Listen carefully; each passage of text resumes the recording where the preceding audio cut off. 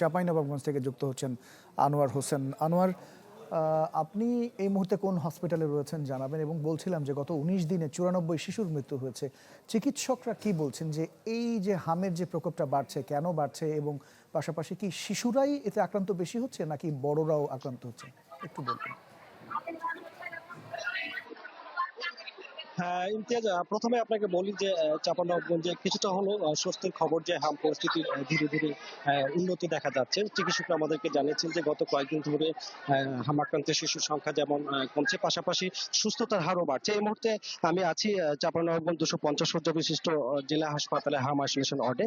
এবং আপনাকে সবশেষ তথ্য যদি জানাই যে গত 24 ঘন্টায় নতুন করে আরো 15 জন শিশু হামের উপসর্গ নিয়ে হাসপাতালে ভর্তি হয়েছে। একই সময় ছাড়পত্র দেওয়া হয়েছে 6 জনকে।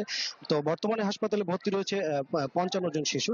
আর এ নিয়ে জেলায় মোট আক্রান্তের সংখ্যা দাঁড়িয়েছে 364 জনে। এছাড়া এখন পর্যন্ত এই রোগের উপসর্গ নিয়ে মারা গেছে 7 জন। তবে উদ্বেগের জায়গাও রয়েছে যে রাজশাহী মেডিকেল কলেজ হাসপাতালে মারা যাওয়া বেশিরভাগ শিশুর বাড়ি কিন্তু চাঁপাইনবাবগঞ্জে, এবং কি আজও এখান থেকে রেফারকৃত 2 শিশুর মৃত্যু হয়েছে সেখানে, ফলে মৃত্যুর হারও বাড়ছে। তো গত মাসে সংক্রামক এই রোগটি আশঙ্কাজনক হারে ছড়িয়ে পড়লে পুরো জেলা জুড়ে আতঙ্ক ছড়িয়ে পড়ে। প্রতিদিনই নতুন নতুন শিশু আক্রান্ত হওয়ার পরিস্থিতি উদ্বেগজনক হয়ে পড়ে। তো রোগটির ব্যাপক প্রাদুর্ভাব দেখা দেওয়ার পরে হাসপাতালের সেবা মান অভিযোগ তুলে আসছেন রোগীর স্বজনরা।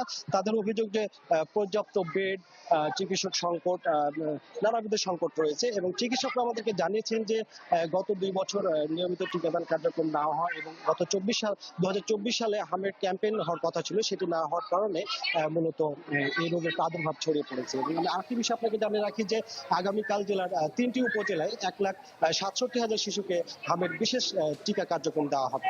ইমতিয়াজ। অনেক ধন্যবাদ আনোয়ার হোসেন আমাদের সাথে যুক্ত হয়েছেন।